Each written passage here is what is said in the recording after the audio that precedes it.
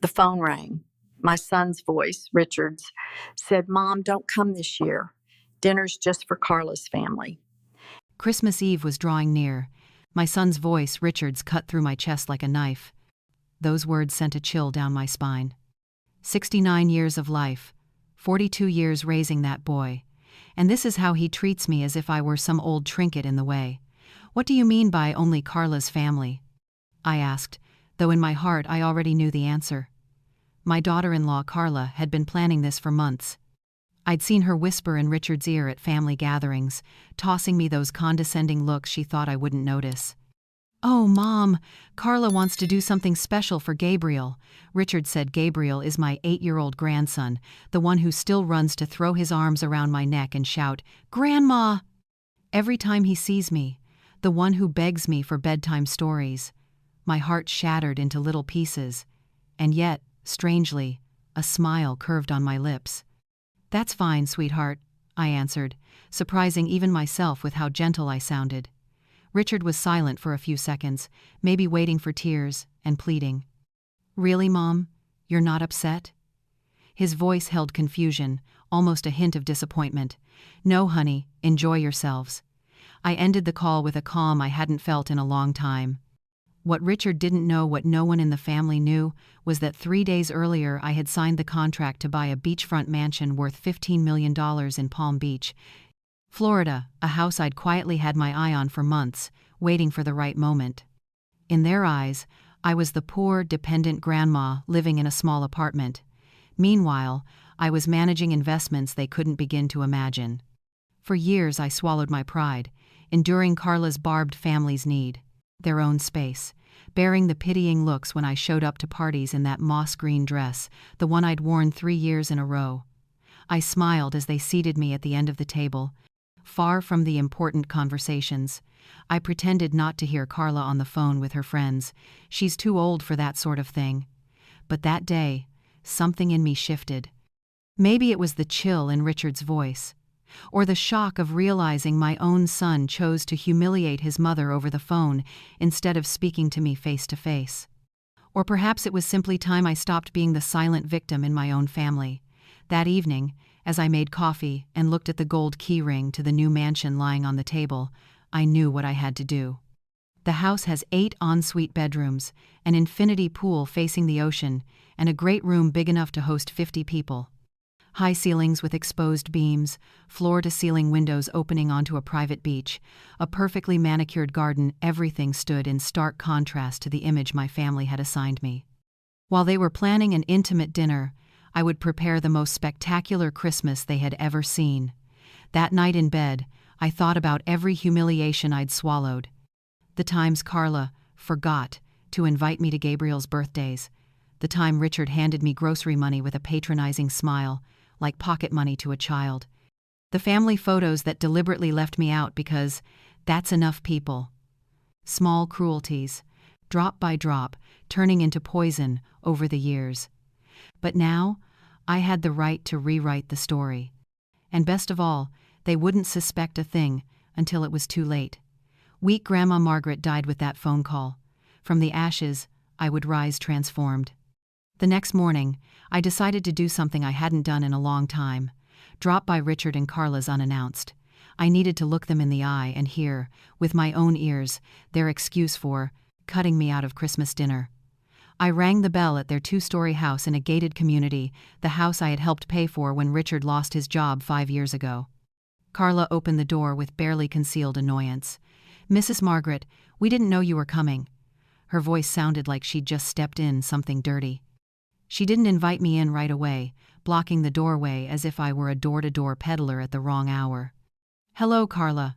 I came to see Gabriel and, while I'm here, to talk about the Christmas plans." She finally shifted aside to let me in, but not before I caught the "be smart" glance she shot Richard. He came out to the living room looking awkward. "Mom, I already told you on the phone. We want to do things differently this year." He couldn't meet my eyes as he spoke. Gabriel ran out of his room, beaming, "Grandma." But before he could reach me, Carla set a heavy hand on his shoulder. "Gabriel, go back to your room and do your homework. The adults are talking." My grandson's smile went out like a light. I sat on the sofa I'd gifted them last year and watched Carla sit opposite me, wearing the haughty pose she'd perfected over the years. "I hope you understand this isn't personal," she poured on the syrup. "My family has very particular Christmas traditions." Every word dripped with superiority. "What tradition is so special that I can't be there?"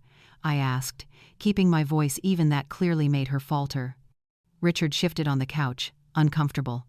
"Mom, Carla's family is more refined. They have a formal dinner. There are certain rituals." Carla flashed the fake smile I've learned to despise. "That's right.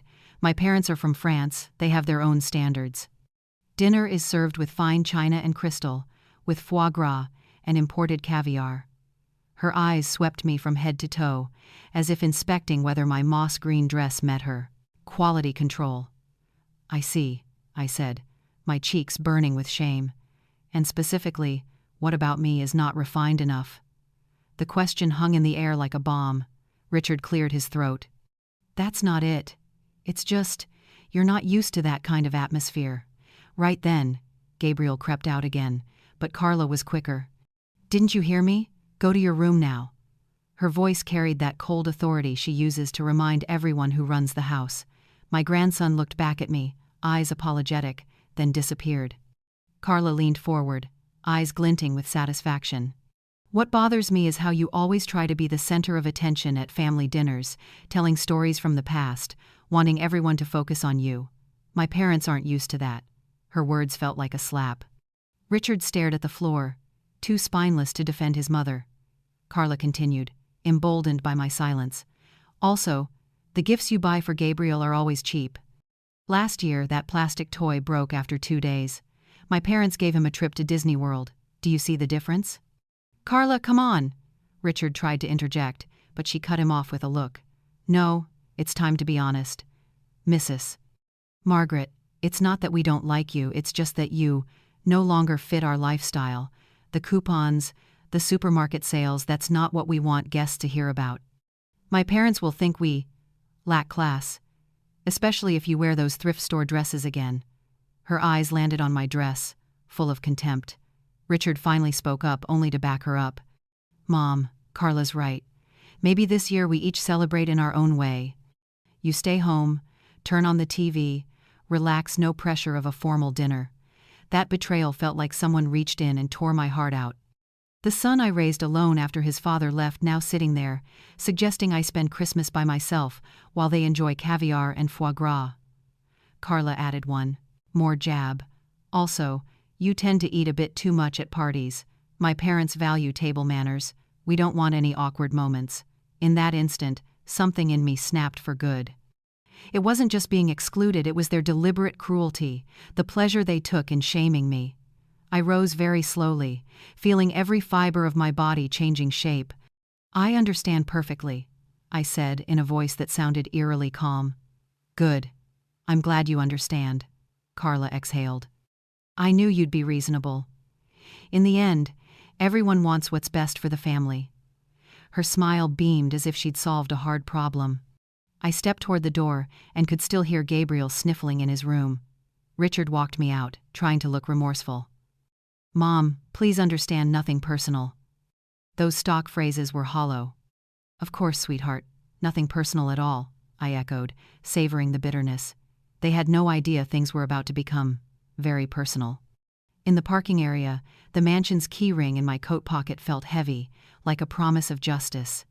That night, alone in my small apartment, I picked up the phone and started calling.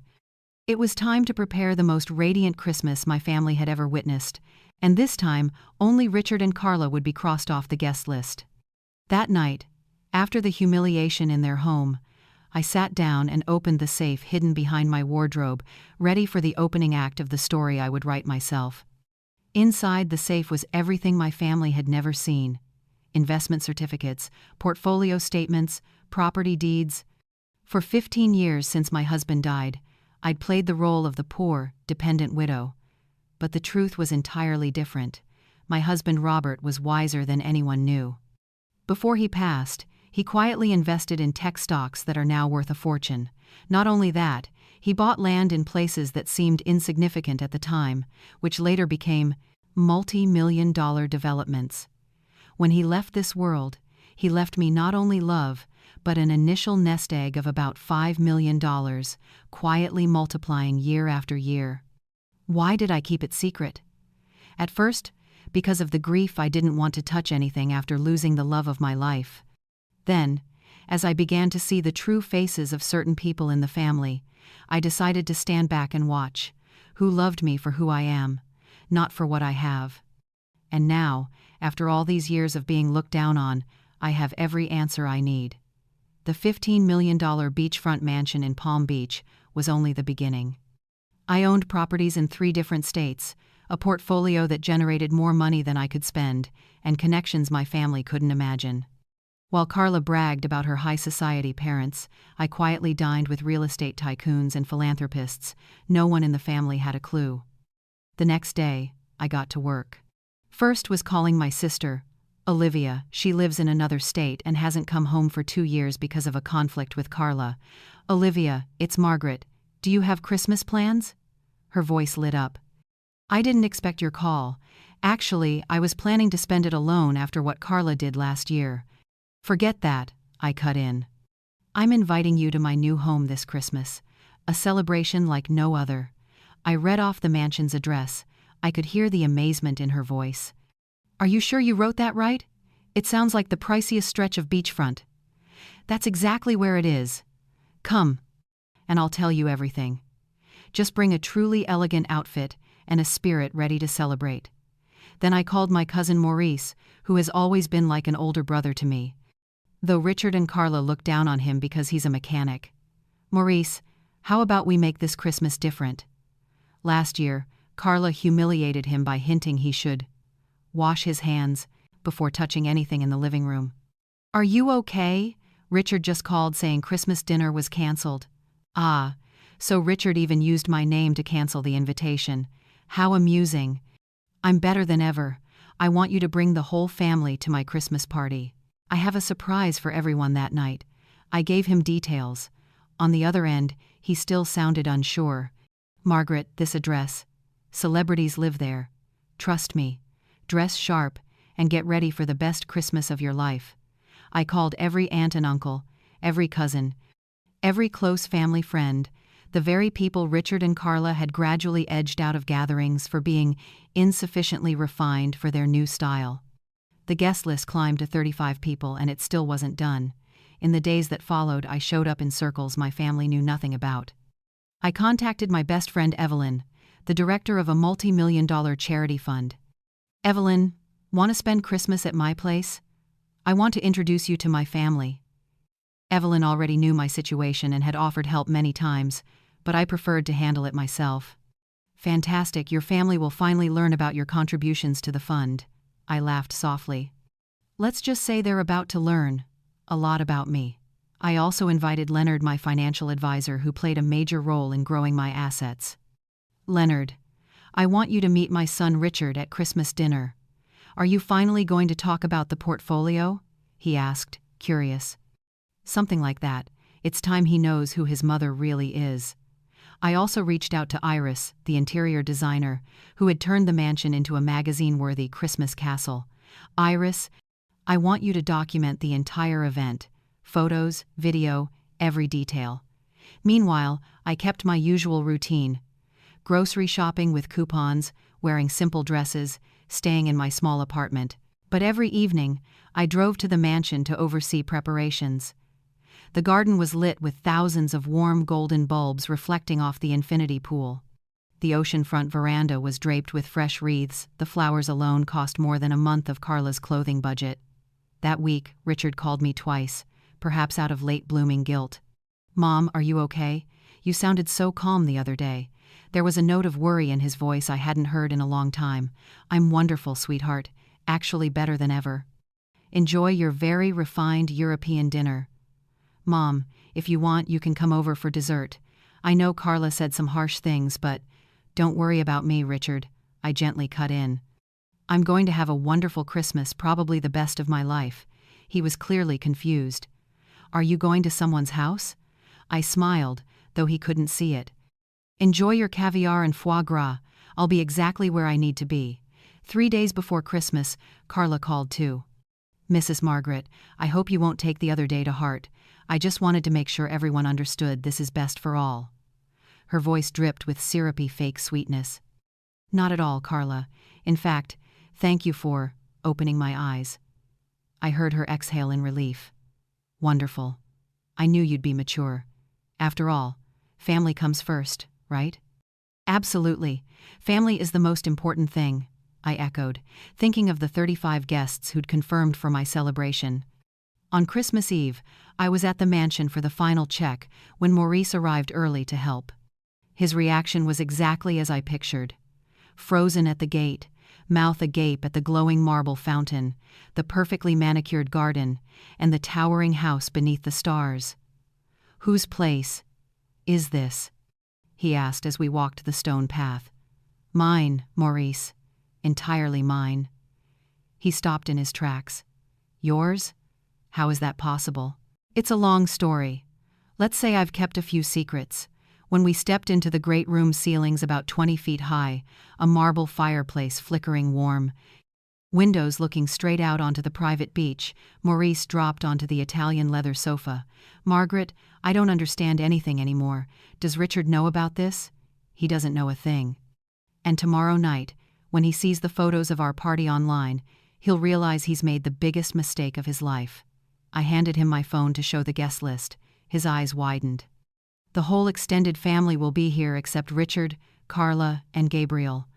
Understanding slowly spread across his face. "You're right. This is exactly what they deserve." "Exactly, Maurice." Christmas morning, I woke up in the small apartment one last time. I tried to keep my habits to the very end, but my heart raced with a feeling I hadn't had in decades.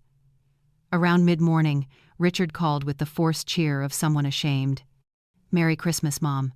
How are you doing?" "Wonderful, sweetheart. I'm getting ready for a memorable celebration." I wasn't lying. "Oh, are you going to Aunt Olivia's?" There was a hint of relief, as if that cleared his conscience. "Something like that.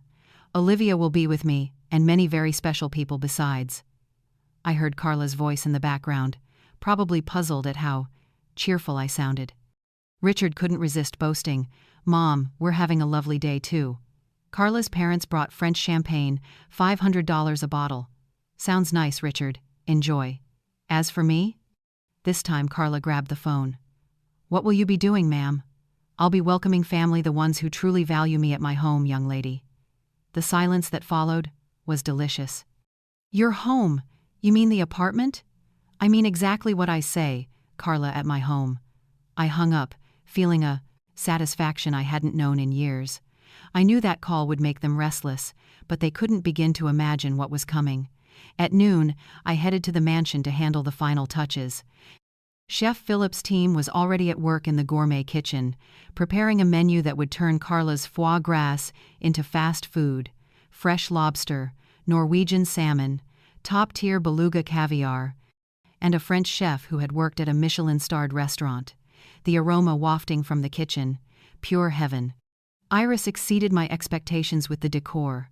The main living room looked like it stepped out of a Christmas fairy tale, a tree about 13 feet tall glittering with Austrian crystal. The dining table set with fine china, crystal stemware, and white orchid arrangements that cost more than Richard's monthly salary. Early in the afternoon, guests began to arrive. The first was Olivia by taxi. Her face, as the car stopped at the gate, priceless. She stood on the curb for a few minutes, staring at the estate like a mirage. "Margaret, please tell me you're not involved in anything risky," were her first words when I opened the door. "On the contrary, dear, for the first time in years, I'm exactly where I belong." I linked arms with Olivia and gave her a tour of the mansion. Each room drew another gasp. "How is this possible? Since when have you had this much money?" We sat on the oceanfront veranda with 2 glasses of real champagne, not the imitation Carla was probably pouring. "Do you remember when Robert died 15 years ago?" She nodded. "It turns out my husband was better with money than any of us realized." I told her everything: the secret investments, the pieces of land that once seemed obscure now turned into multi-million-dollar projects, the stocks that multiplied 100-fold. Why did you never say anything? Olivia was still stunned. Because I wanted to know who loved me for who I am, not for my wallet. And the results say a lot. Half an hour later, Maurice arrived with the whole family, his wife, 3 kids, and even his mother-in-law. Their reactions mirrored Olivia's, just multiplied by 6. His kids, ranging from 15 to 22 years old, rushed into the garden for selfies. "Aunt Margaret, it looks like a princess's palace," the youngest daughter said. "And you are the princes and princesses I love most," I replied, savoring their pure joy, a stark contrast to the calculation I'd seen in my own family for so many years. The kids hugged me out of genuine affection, not because they expected anything in return. As afternoon faded, the mansion filled with laughter, music, and lively conversations. Every guest had a story about how Richard and Carla had gradually pushed them out of family gatherings. A cousin who's a nurse said Carla once hinted, "Maybe don't wear scrubs next time," when she dropped by Gabriel's birthday right after a hospital shift. An 80-year-old neighbor who had been like a father to me since Robert died confessed that last year, Richard said it was time for the older generation to make way for new traditions. Each story felt like another knife, but they also steeled my resolve. As the sun set, painting the ocean in shades of rose and gold, Evelyn arrived with a surprise. She brought a professional photographer. "I figured you'd want to capture this special night," Evelyn smiled conspiratorially. "I have a feeling this will be historic." The photographer started clicking away. Laughter by the pool, clinking glasses on the veranda, kids playing beneath the garden lights. Every photo would be proof of the spectacular party Richard and Carla forfeited through arrogance and cruelty. Leonard, my financial advisor, arrived with his wife, who's a doctor. He looked at the 35 guests and teased, "You said you had an interesting family. I didn't expect this many," I replied. "Real family are the people who love you unconditionally, Leonard. And as you can see, in that regard, I'm very rich." As we set the appetizers out on the main veranda, my phone rang non-stop. It was Richard. I let it vibrate. He called back immediately. This time, I put it on speaker so Olivia and Maurice could hear. "Mom, where are you?" "I've been calling all afternoon." His voice was tight. "I'm at home, sweetheart, enjoying a wonderful Christmas with family. At home, I just went to the apartment, and you weren't there. Security said you left early and haven't come back." A wave of satisfaction rose up, so they did go looking. That high society dinner wasn't keeping them that busy. The silence on the line felt heavy as lead. "Wherever you are, come back. Gabriel is waiting for you, he keeps asking for you." There it was, the emotional card.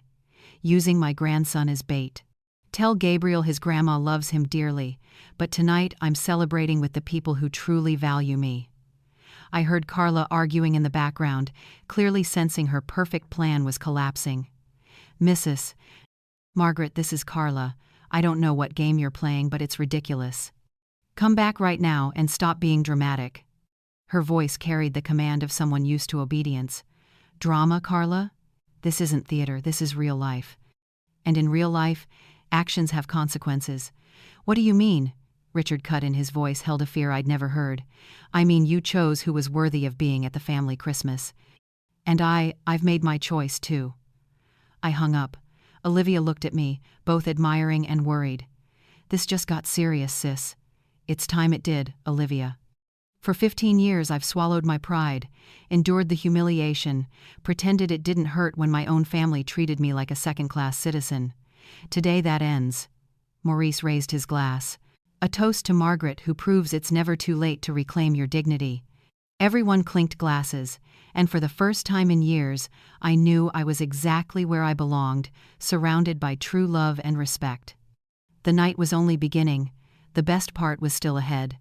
When the party hit its stride, I launched Phase 2. "Iris," I called to the designer, "post all the photos and videos to my social media, Facebook, Instagram, and the family group chat.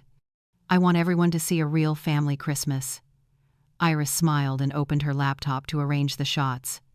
The frames were stunning. The mansion glowing like a fairy tale palace, a dinner table straight out of Hollywood, guests toasting against the night ocean, each picture radiating elegance, wealth, and above all, genuine happiness. "These are going to blow up," Evelyn said as she reviewed them. "Especially the one of you on the veranda, raising your glass at sunset. You look like a queen in her own castle." She wasn't exaggerating. In the photo, I wore the champagne-colored gown I'd set aside for the occasion, with the heirloom jewelry from my mother-in-law worth more than Richard's car. The first image I posted was a wide shot of the garden-lit mansion, captioned, "Spending Christmas with family, the people who truly love me. Grateful." Comments poured in instantly. Distant cousins, childhood friends, neighbors, all astonished. Maurice leaned in, grinning. "You should check your phone, your notifications are exploding." Sure enough, every minute brought more comments, more hearts, more questions. "Where is this, Margaret? Is this your new home? Looks like a 5-star resort." I posted the second shot. The dining room with everyone gathered around the massive table, the crystal chandelier casting an almost enchanted light, dishes plated like a 5-star restaurant. Caption: "Family reunited, 35 hearts beating as one. That is the real meaning of wealth." Likes and comments surged. When it was time to eat, I glanced at my phone. 17 missed calls from Richard, 9 from Carla, and 20 messages. "Mom, where are you? Whose house is this? How do you have so much money? Carla is crying, she doesn't understand. Please pick up." I turned it off and went back to dinner. Chef Philip had prepared a 7-course menu that outdid anything Carla could imagine. Fresh oysters to start, followed by lobster bisque, where a single serving cost more than the total for the French champagne her parents brought. Maurice's eldest son leaned in to ask, "Auntie, it's hard to believe you live in a small apartment when you have all this. Why?" Many people have asked me the same thing. Because I wanted to know who loved me with their heart, not for the numbers in my bank account. "And now you're sure," I added. Olivia raised her glass. "Here's to your wisdom." Others might have flaunted it from day one. "You had the patience to wait 15 years to see people clearly." Glasses clinked, and eyes shimmered with tears. I posted the strongest photo, me standing on the main veranda, lifting a glass of champagne. Behind me, the mansion blazing with light and the night ocean. I wore the pearl necklace inherited from my mother, the one I'd never brought out because Carla liked to sneer at old-fashioned stuff. Caption: "At 69, I've learned it's never too late to surround yourself only with true love. My home, my family, my happiness." The image spread through the relatives. Within an hour, there were hundreds of comments, shared everywhere. "Margaret, we had no idea you had such a beautiful home. Why didn't you ever invite us? You look like a millionaire lady." Leonard, keeping an eye on the social media strategy, came over. "You're a master of digital revenge." Richard and Carla can't ignore or spin this. "That's exactly the point, Leonard. To show them precisely what they lost because of their arrogance." When I checked my phone again, there were 43 missed calls from Richard, 26 from Carla, and most surprising, several from Gabriel using a friend's phone. Richard's messages slid from confusion to desperation. "Mom, please tell me what's going on. Is that really your house? Carla says it's impossible you have that kind of money. We're very worried." But the most notable lines came from Carla. "Mrs. Margaret, I don't understand why you're doing this. Why didn't you ever say you had money? Richard is very upset." I took Olivia's hand and led her on a tour of the mansion. Each room made her gasp all over again. "How is this even possible? Since when have you had this much money?" We sat on the oceanfront veranda, raising 2 glasses of real champagne, not the imitation Carla was probably pouring at her place. "Do you remember when Robert died 15 years ago?" She nodded. "It turns out my husband was more skillful with money than any of us imagined." I told Olivia everything. The secret investments, the plots of land that once seemed obscure now worth millions, the stocks that multiplied 100-fold. "Why did you never say anything?" she asked, still dazed. "Because I wanted to know who loved me for who I am, not for what I have." And the results say it all. Half an hour later, Maurice arrived with the whole family, his wife, 3 kids, and even his mother-in-law. Their reactions were the same as Olivia's, just multiplied by 6. The kids ranging from 15 to 22 spilled into the garden to take pictures. "Aunt Margaret, this place is like a princess's palace," the youngest daughter said. "And you are the princes and princesses I love most," I replied, savoring their innocent joy, a complete contrast to the calculation I'd seen in my own family.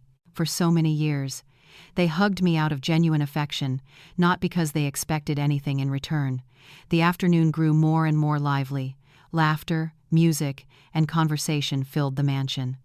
Every guest arrived with a story about how Richard and Carla had gradually edged them out of family gatherings. A cousin who's a nurse said Carla once hinted, "Maybe don't wear your scrubs next time," when she'd come straight from a hospital shift to Gabriel's birthday. An 80-year-old neighbor who'd been like a father to me since Robert died confessed that last year Richard said it was time for the older generation to make way for new traditions. Each story was another knife, but they also strengthened my resolve. As sunset washed the ocean in rose gold, Evelyn appeared with a surprise. She brought a professional photographer. "I figured you'd want to capture this special night." Evelyn smiled, mischievous. "I have a feeling this will be historic." The photographer immediately began capturing every moment: laughter by the pool, clinking glasses on the veranda, children playing under the garden lights. Every photo was proof of the spectacular party Richard and Carla forfeited through arrogance and cruelty. Leonard, my financial advisor, arrived with his wife, who's a doctor. He glanced at the 35 guests and joked, "You said you had an interesting family. I didn't expect this many," I answered. "Real family are the ones who love you unconditionally, Leonard. And as you can see, in that regard, I'm very rich." Just as the appetizers were set out on the main veranda, my phone rang incessantly. It was Richard. I let it ring. He called back immediately. This time I put it on speaker for Olivia and Maurice to hear. "Mom, where are you? I've been calling all afternoon." His voice was impatient. "I'm at home, sweetheart, enjoying a wonderful Christmas with family." "At home? I just went to the apartment, and you weren't there. Security said you left early and haven't returned." A swell of satisfaction rose up, so they still had to search. Apparently that high society party wasn't keeping them that busy. The silence on the line was heavy. "Wherever you are, come back. Gabriel is waiting for you. He's been asking all evening." The emotional gambit again, dangling my grandson as bait.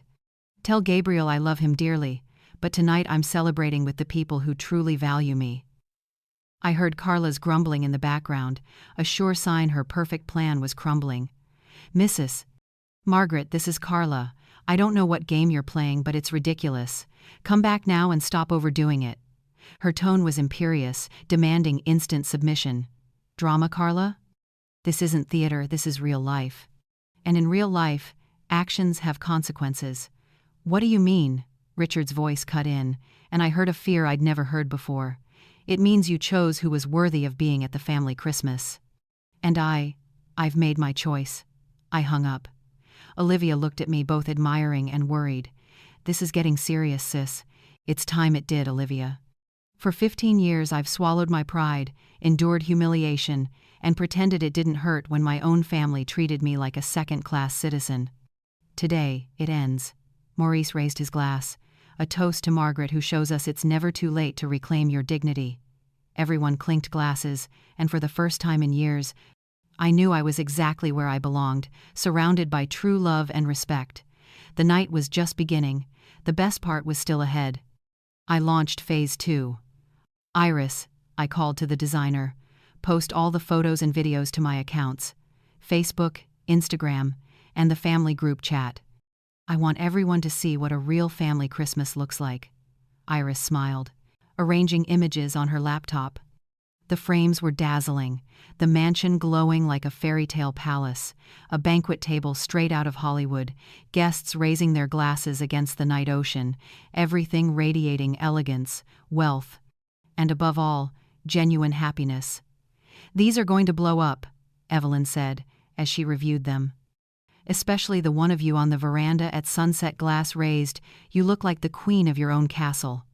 She wasn't exaggerating. In the photo, I wore a champagne-colored gown and the heirloom jewelry from my mother-in-law worth more than Richard's car. The first image I posted was a wide shot of the mansion blazing from the garden, captioned, "Spending Christmas with family, the people who truly love me. Grateful for life."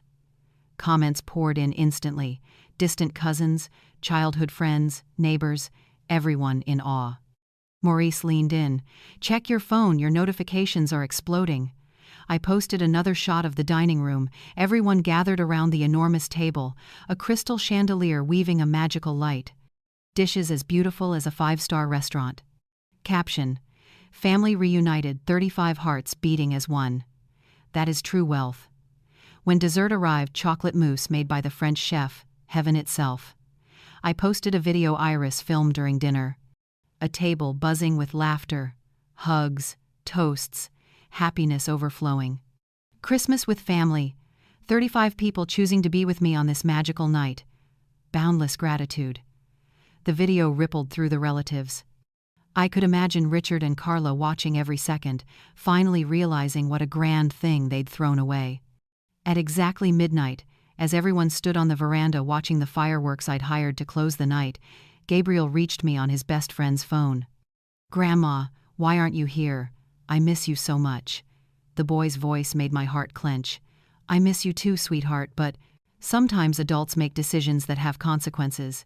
Your parents decided I wasn't elegant enough for their special dinner, but I want to be with you. My mom's been crying all night and Dad is really angry. My darling, one day you'll understand. The people who truly love you will never make you feel like you're not enough."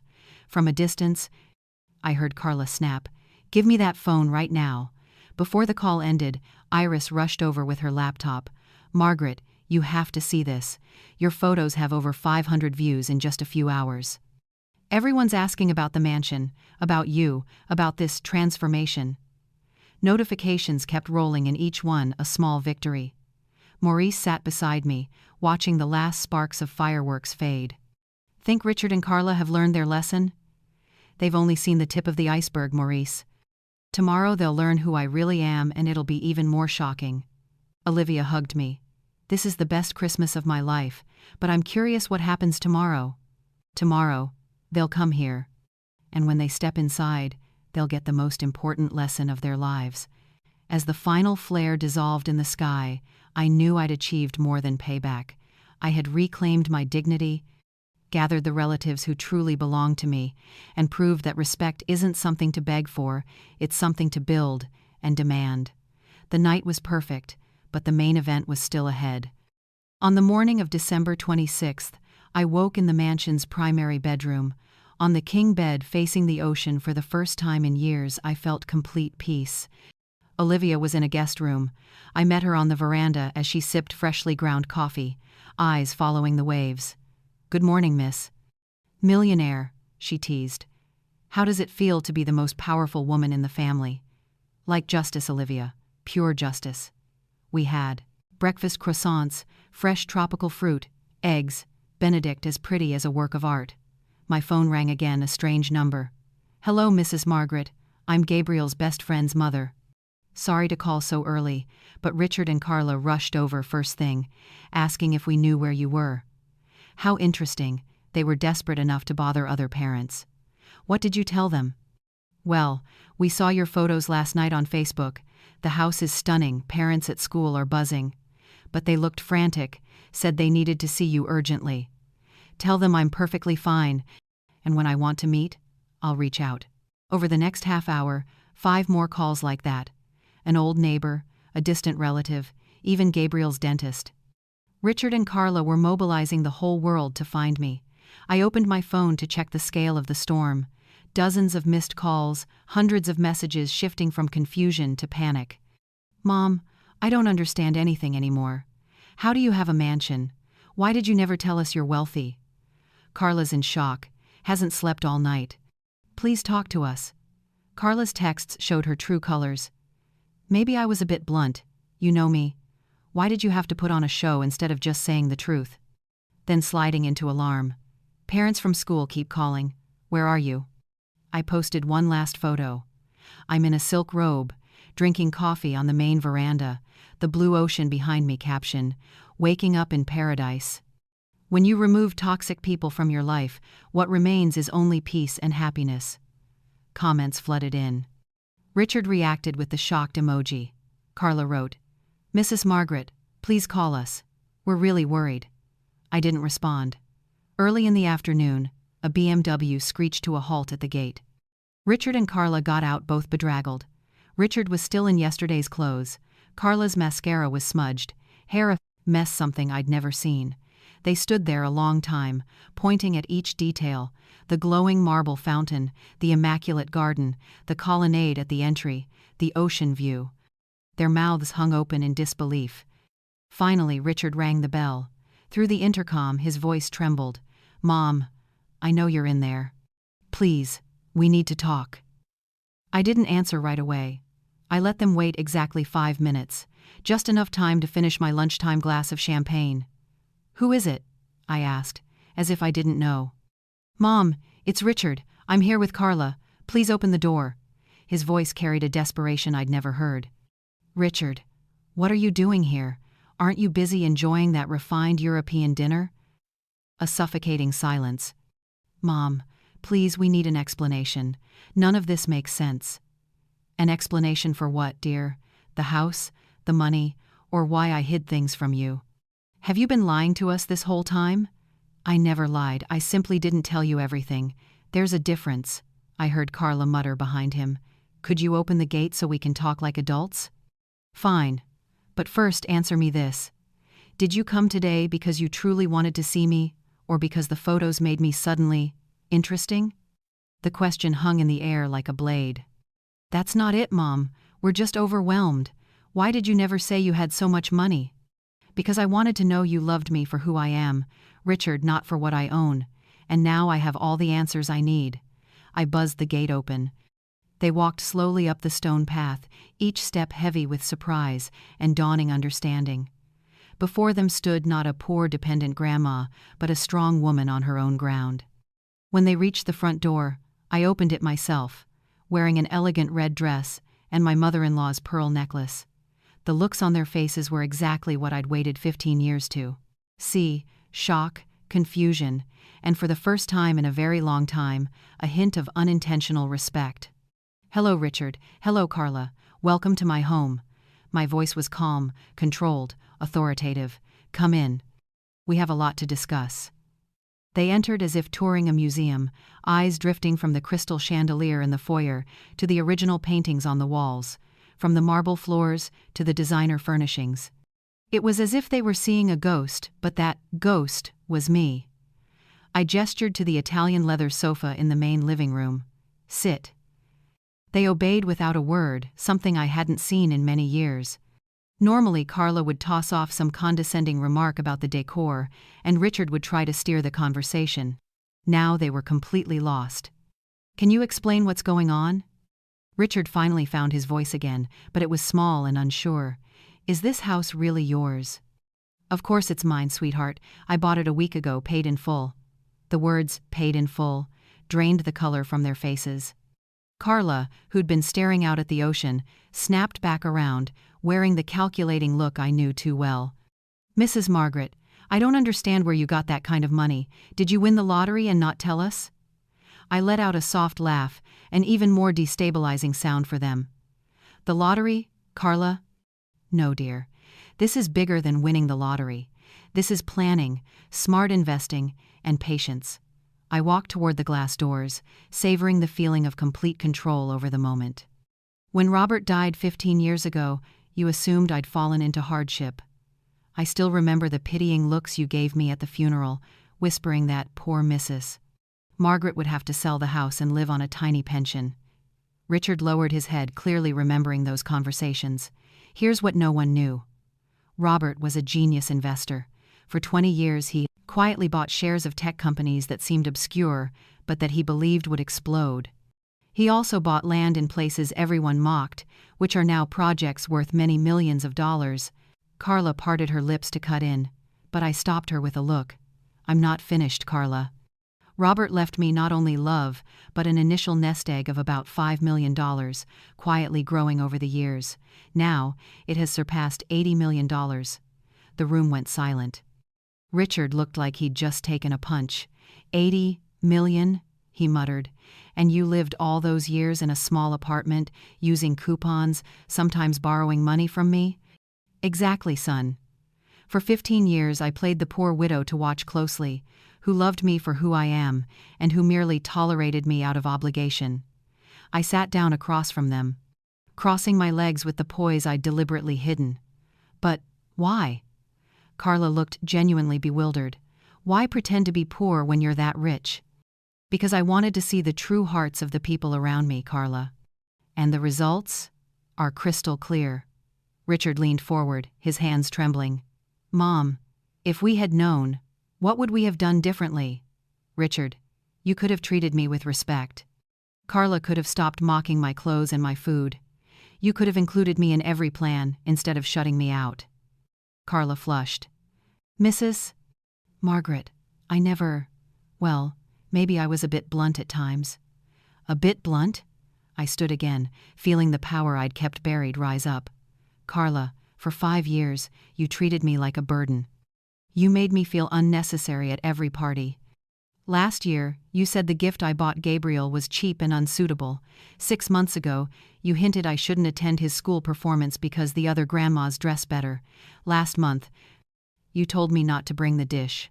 I love to family dinner. It doesn't fit your refined menu.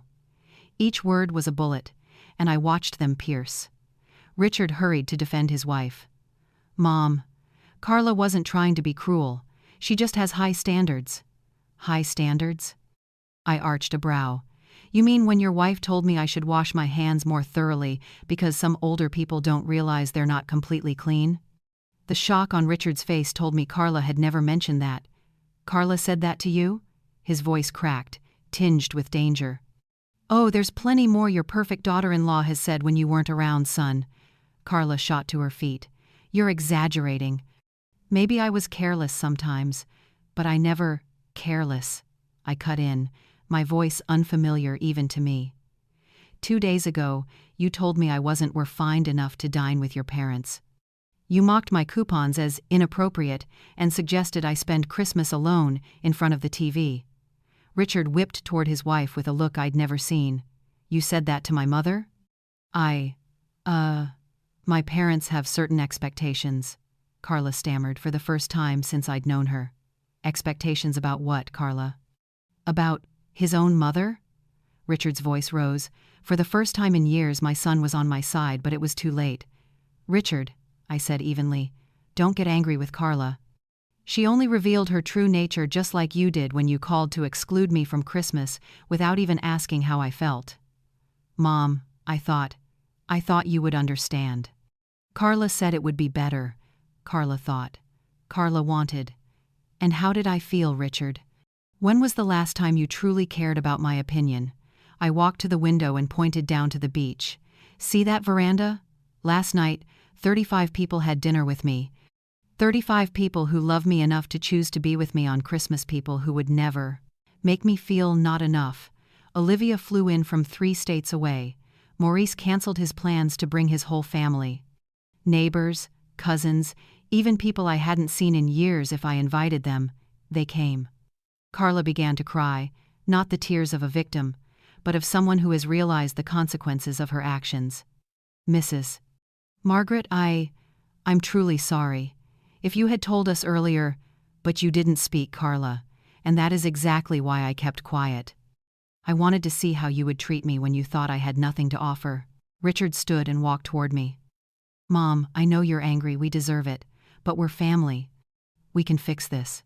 Maybe, Richard, but the night you called to cut me out of Christmas, where was that family first you liked to preach? That was a terrible mistake, Mom. Carla convinced me, but I should have thought for myself. He finally took responsibility, but the wound was too deep. Richard, for 15 years I waited for someone to stand up for me.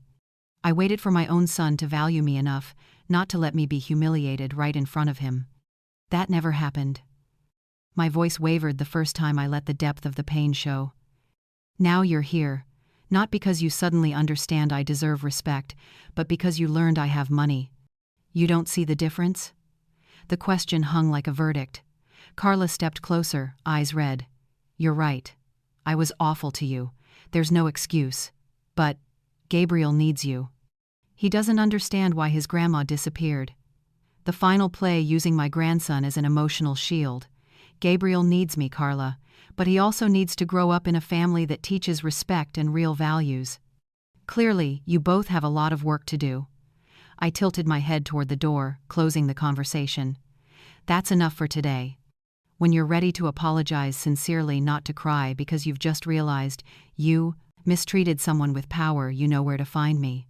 I left them standing there, stunned by the wreckage of their arrogance. The days that followed were an emotional roller coaster. Richard and Carla didn't give up after the conversation at the mansion. On the contrary, they tried harder, which surprised me. On the second day, Richard showed up alone, without Carla, wearing an expression I hadn't seen in a long time, true humility. "Mom, I know I have no right to ask for anything after how we treated you," he began as I cracked the door, "but I need you to know I didn't sleep last night." I lay there replaying every moment I failed as a son. His eyes were red. For the first time in years, he looked vulnerable. "Come in, Richard, but this time you enter my home on my terms." I led him to the veranda where I'd just finished breakfast. "Coffee?" I poured into a china cup, noticing his eyes snag on each luxurious detail, the things he'd seen me use for so long, without knowing their origin. "Mom, I need to ask you something, and I hope you'll answer completely honestly." He sat on the edge of his seat like a man at a job interview. "In all those years, was there ever a time you felt I truly valued you, not out of obligation, but because you're my mother?" The question surprised me with its bluntness. "Richard, there were beautiful moments, when you were born, when you were little, when you truly needed me. But in recent years," I paused, searching for words. "In recent years I felt you tolerated me more than you appreciated me." Exactly what I was afraid you'd say. He buried his face in his hands. "Mom, I've become someone I don't even recognize. I let Carla make the family decisions, even the ones involving you, without defending your place in our lives. That's hard to forgive." "And what about Carla?" I asked, wanting to know how she was reacting. "Carla is trying to process it. She's been crying since yesterday, saying she's the worst person alive. But honestly, Mom, I don't know whether those tears are because she hurt you or because she thinks she missed out on the chance to benefit from your wealth." His candor stopped me short. "And what about you, Richard? Why are you here because of genuine guilt, or because you realized I'm not the financial burden you thought I was?" "Both," he answered immediately. "I hate to admit it, but it's the truth. I'm here because my heart hurts, realizing I was blind and cruel to you. But also because I'm afraid I've lost forever the one person who has always loved me unconditionally. At least you're honest." I leaned back, watching the waves thrash the private shore. "Richard, for 15 years, I waited for you to realize you were losing me, but only when you saw a mansion and a fortune did you admit you were wrong. You're right. That makes me the worst kind of son." His voice grew hoarse. "Mom, I know I don't deserve forgiveness. Maybe it's too late to fix what we did. But I need you to know, I regret every moment I made you feel small. And what about Gabriel, Richard? How do you explain this to an 8-year-old? That's the hardest part. He doesn't understand why his grandma suddenly disappeared. He asks about you every day. Yesterday he said, 'Dad, why doesn't Grandma want to see us anymore?' Tears spilled down my cheeks. The child isn't at fault for his parents' mistakes," I said softly, my heart twisting. "I know, Mom. I'm trying to explain it in a way he can understand." I told him sometimes adults make very big mistakes and have to work a long time to fix them. Right then, my phone rang. It was Olivia. "Are you okay? I see Richard is there." "I'm fine. Richard and I are having a necessary conversation." "Good. I wanted to tell you. Maurice just called. The whole family knows now, and everyone is on your side. Just so you're aware." Hanging up, I caught Richard's questioning look. "The whole family knows?" "Richard, what you don't understand is that all these years, the relatives have seen how Carla treated me. Everyone's heard her condescending remarks. Everyone noticed how you two gradually cut me out of family life. This revelation isn't just about money, it's about justice. Maurice told me about the time Carla told him to wash his hands clean before touching anything. Olivia reminded me of when she forgot to invite her to a party. Your cousin said Carla once told her not to bring the little ones because they were too noisy. Richard's face went pale with each example. I didn't know. Carla never told me because she knew she was wrong. Exactly. But she still did it, because she believed her influence over you was stronger than your loyalty to your family. Mom, is there any way you could forgive us? Any way we can earn back your trust? Richard, forgiveness doesn't come right after an apology. It's built with consistent actions over time. What do we need to do? His voice was desperate but sincere. First, understand this isn't just my new house. It embodies who I truly am, the woman I have always been. You just never bothered to find out. Second, accept that Gabriel deserves to grow up with his real grandma, not the version you prefer. He needs to know he can dream big, reach for the extraordinary, and never let anyone make him feel small. Third, I stepped out to the veranda railing. Commit to treating everyone with respect and dignity, no matter how much money they have. Because true elegance isn't bought in European stores, Richard. It lies in how you treat people you think can't give you anything in return. Richard stepped beside me. Mom, I know we have a lot to do. It may take years to earn back your trust, but I'm ready to do whatever it takes. As for Carla, she has to decide for herself what kind of person she wants to be. But I promise I'll never let anyone, not even my wife, disrespect you again. One more thing you need to know, Richard. I turned back, smiling the smile I hadn't shown anyone in years. This mansion isn't just mine. I'll leave half of it to Gabriel in my will. But he only receives it if he grows into a man who treats everyone with kindness and respect. You're leaving him millions of dollars? Yes. But more importantly, I'm leaving him a lesson. A person's true worth isn't measured by what they own, but by how they treat others, especially the people they love. Richard broke down. After everything we did, you're still thinking about Gabriel's future? I always think about him, son. The difference is that now I have the resources to make sure he becomes exceptional. Could we bring Gabriel to visit you? He misses you so much. Yes, but on one condition. When he comes here, he'll meet the real grandma, a businesswoman, a philanthropist, a property owner. I don't want him growing up thinking older people are a burden or that money determines a person's value.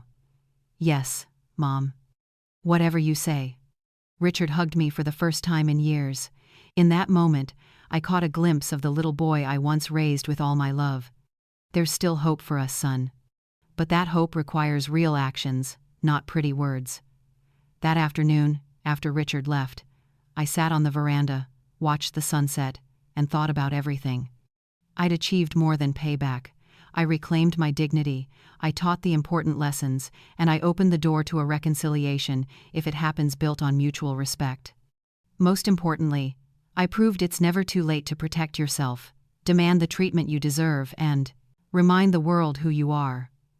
3 months after the Christmas that changed everything, I sat in the mansion's office reviewing plans for a charity fund I'd decided to establish. The ocean view from the mahogany desk reminded me every day. Life can change completely when you dare to stand up and reveal your true worth. Gabriel has visited me every weekend since January. The first time after the revelation, that's what the family calls it, the boy's mouth hung open for 10 straight minutes as he toured the mansion. Grandma, is all of this really yours? His eyes were wide. Yes, sweetheart. And one day, if you become the kind, generous man I believe you will, a part of this will be yours. I also explained in terms he could grasp. Money is a tool to do good, not to show off or humiliate others. Gabriel, with a child's innate wisdom, understood immediately. Why didn't you tell me sooner, Grandma? He asked one Saturday morning as we built a sandcastle on the private beach. Because I needed to know who loved me with their heart, Gabriel, and now I know for sure. Over those 3 months, Richard kept his word. He worked to repair things not with expensive gifts or showy gestures, but with the small things I hadn't seen in so long, calling me every day not to ask for anything, just to see how my day was, visiting alone, without Carla, to talk honestly about life, about mistakes, and about his plan to become a better man. "Mom, I've been thinking a lot," he said on a Tuesday afternoon. "I realized that for years I stopped seeing you as a person only as my mother, as if that's all you are. That's a common mistake, son. People forget their parents had a life before they became parents, and they still have dreams, ambitions, and a personality. We sat in the library filled with books I'd collected for years, but never had space to display. I want to get to know that person, Mom. I want to know Margaret the entrepreneur, Margaret the investor, the woman who built all this and still humbly shopped with coupons." His smile this time was real, not the forced kind I endured for years. The story with Carla was different. In the first weeks, she tried to move closer with a mix of rushed apologies and lines that still revealed she hadn't fully grasped the extent of her wrongdoing. "Mrs. Margaret, I know I was hard on you, but I didn't expect you to hold a grudge like this," she said in a maddening call. "Carla," I answered with the patience I'd honed through years of meditating on the veranda. "The issue isn't that I held a grudge. The issue is that for 5 years you tried to make me invisible in my own family." But then, something seemed to start changing in her. Maybe because she saw Richard truly changing, or because she realized she'd chosen the wrong side of the story. Carla began sending kinder messages, recalling moments when we'd gotten along, apologizing for remarks she finally called by their true name, cruel. On her first visit to the mansion in February, she confessed, "Mrs. Margaret, I'm in therapy. My therapist is helping me understand that my behavior comes from my own insecurities." For the first time, I saw her truly vulnerable. "The problem, Carla, is that you tried to feel better by making me feel worse. That will never be a solution." I poured tea into the china cups, noticing her eyes linger on each detail, mixed with admiration and remorse. "I get it now. And I know it may take years to earn your forgiveness, but I want you to know I'm committed to changing not just for you, but for Gabriel. I don't want my son to grow up thinking mistreating others is normal." The most beautiful transformation came from Gabriel. Over time, he began to grasp the deepest lesson in all of this. "Grandma," he said one afternoon as we strolled through the garden, "now I understand why you always tell me to be kind to everyone at school, even the kids who don't have the cool toys. Why is that, sweetheart? Because we never know who's truly special on the inside. Like you look like an ordinary grandma, but you've actually been a superhero all along." The logic of an 8-year-old? Perfect. Exactly, Gabriel. And more importantly, everyone deserves kindness, money or no money, power or no power. That is the mark of a truly elegant person. My story spread beyond the family. Evelyn shared my experience in women entrepreneur groups, and I received dozens of messages from older women who'd gone through the same thing, being underestimated, dismissed by their own relatives. One letter touched my heart, from a 74-year-old woman in the Midwest, United States. "Dear Mrs. Margaret, your story gave me the courage to finally tell my family about the company I started 20 years ago. For 2 decades, I pretended to be a boring retiree while building a 6-figure business. Your courage helped me reclaim myself.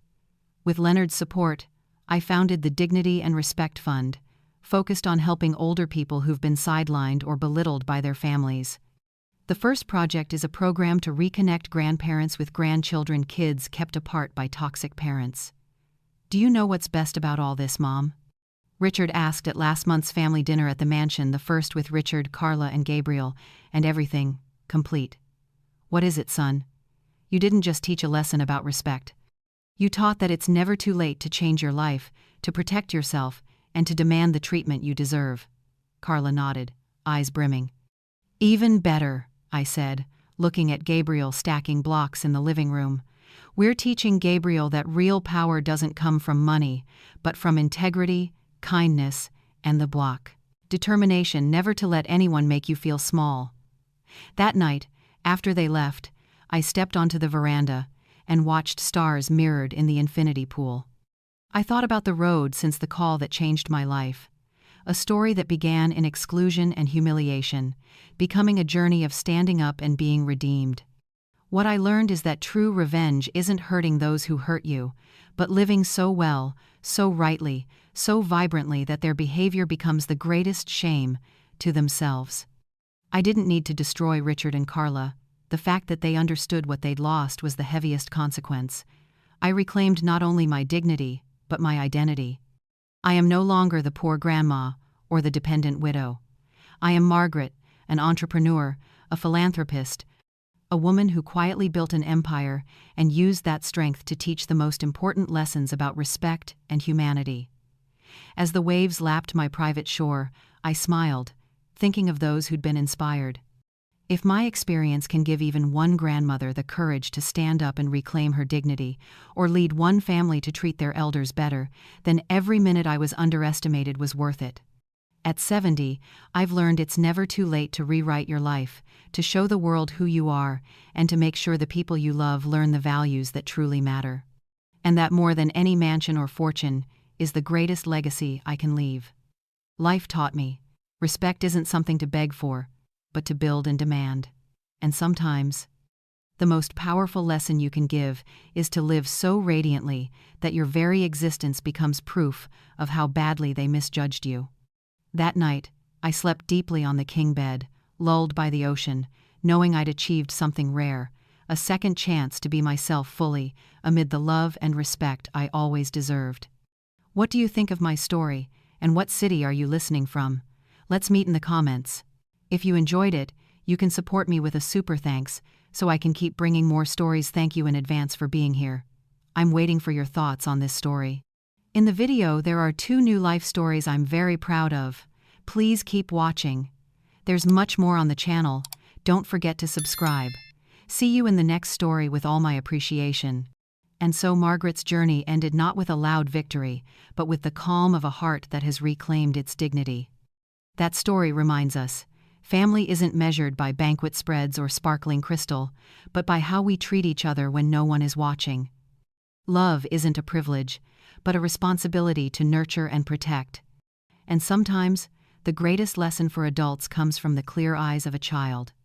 I believe the most lasting power doesn't lie in money, but in consistent kindness, the kind that turns a house into a home, and differences into chances to understand and heal. If you've ever been belittled in your own home, I hope this story gives you a breath to stand up, say what needs to be said, and reset your boundaries with love. Now it's your turn. Which moment in the story moved you most? A line, a hug, or a brave decision? In your family, how is respect being taught and protected? Share in the comments so we can listen, learn, and grow together. If these moments meant something to you, stay with us so you don't miss the next stories where each of us can reflect and bring a little warmth back to those we love.